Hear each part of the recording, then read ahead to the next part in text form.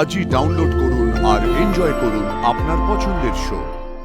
Miss সিংহ, আপনি কোর্টের অযথা সময় নষ্ট করবেন না, আপনি আইডেন্টিফাই করুন।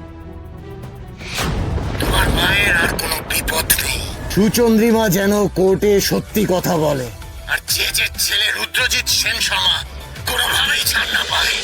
সুচন্দ্রিমা সিংহকে তার ফ্ল্যাটে নিয়ে যান শুশ্রূষার জন্য। তারপর সুচন্দ্রিমা দেবীকে তার ফ্ল্যাটে রেখে রুদ্রজিৎ বাইরে যান ওষুধ আনবার জন্য। আর ঠিক সেই সময় একজন অপরিচিত অজ্ঞাত ব্যক্তি ওই ফ্ল্যাটে ঢুকে সুচন্দ্রিমা দেবীর শ্লীলতাহানির চেষ্টা করে। ইওর অনার, ইতিমধ্যে রুদ্রজিৎ যখন ওই ফ্ল্যাটে ফিরে আসে তখন আস্তে আস্তে সুচন্দ্রিমা দেবীর জ্ঞান ফিরে আসে এবং দুর্ভাগ্যবশত তিনি রুদ্রজিৎকেই কালপ্রিট ভেবে বসেন।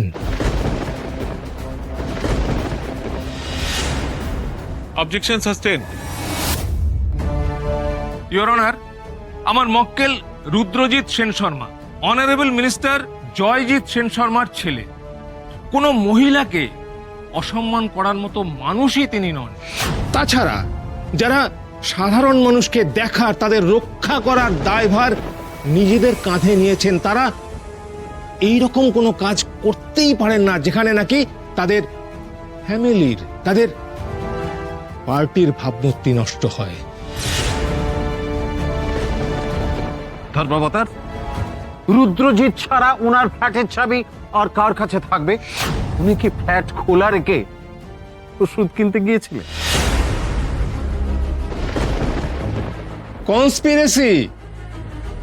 Conspiracy your honour, it's simple a conspiracy. হতেই পারে রুদ্রজিতের কোনো বন্ধুর কাছে তার ফ্ল্যাটের চাবি ছিল, সে সুচন্দ্রিমা দেবীকে ফলো করেছিল, বা রুদ্রজিৎকে ফাঁসানো তার তাল ছিল। আর ঠিক সেই সময় বজরংবলীর দূত সেখানে ঢুকে পড়ে এবং ভুল করে সে রুদ্রজিৎকে মারধর করে। কি এটাই ঘটেছিল তো?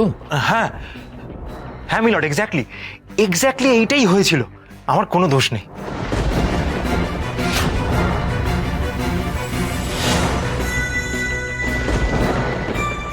একটা মানুষ এতটা মিথ্যে বলতে পারে? আমি মহামান্য আদালতের কাছে আবেদন জানাচ্ছি যে আমার মক্কেল রুদ্রজিৎ সেন শর্মাকে সসম্মানে ছেড়ে দেওয়া হোক এবং আসল দোষীকে খুঁজে বার করে তাকে যথাযোগ্য শাস্তির ব্যবস্থা করা হোক। Objection your honour.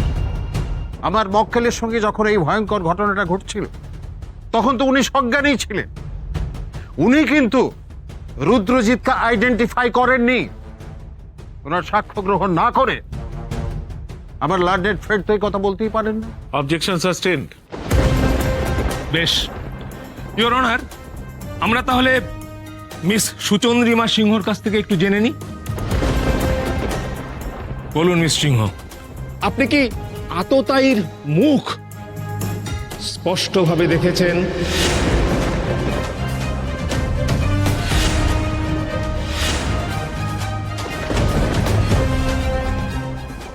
আমি তোমাকে ছেড়ে দেবো।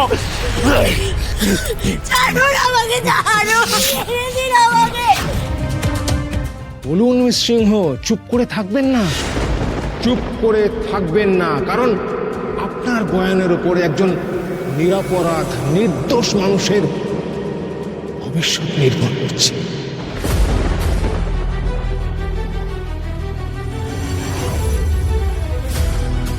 তোমার দিদি কোর্টে এটাই বলবে যে ছেলেটা তোমার দিদির সাথে অসভ্যতামি করেছিল সেই ছেলেটাকে তোমার দিদি চেনে না। তাহলে অঞ্জলি নিজের প্রাণ নিয়ে ঠিক সময় মতন বাড়ি ফিরবে। আর কোনো রাস্তা নেই সুচন্দ্রিমা, তোমাকে মিথ্যেই বলতে হবে। একটা ক্রিমিনাল আজ এইভাবে ছাড়া পেয়ে যাবে, আর আমি পুলিশ হয়ে সেটা দাঁড়িয়ে দাঁড়িয়ে দেখবো। কিন্তু এছাড়া তো কোনো উপায়ও নেই।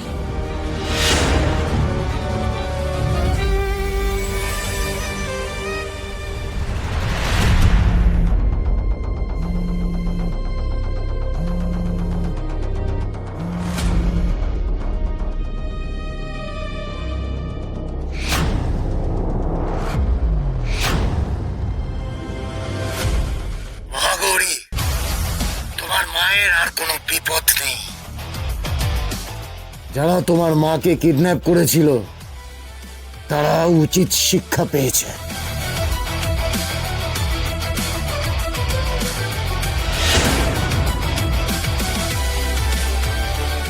আমি যা পারলাম না, আবার উপদ্রব বলে তুই সেটা করে দেখালো।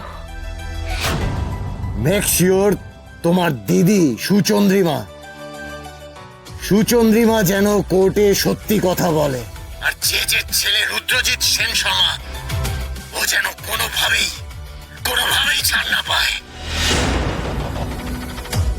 আপনি বলে দিন আপনার মেয়েকে যে আপনি ঠিক আছেন, তাহলে ও সাহস পাবে। বাবাই, আমি ঠিক আছি, আমি একদম ঠিক আছি, ঠিক আছে। চিন্তা করো না,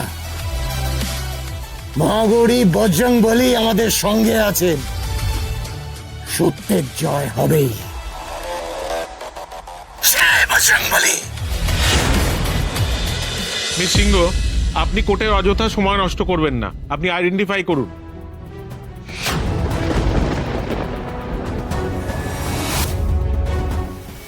সেদিন দিদি সত্যি কথা বল।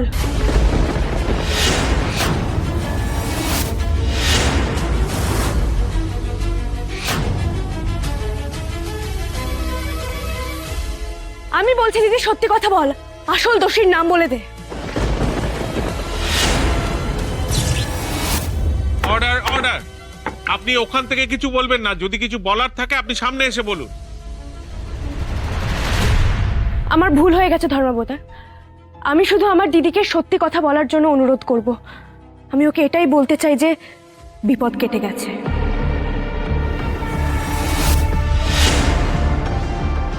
বোন নিশ্চয়ই মায়ের কোনো খবর পেয়েছে, তাই ও এত জোর দিয়ে আমাকে সত্যি বলতে বলছে। আমায় সত্যি বলতেই হবে।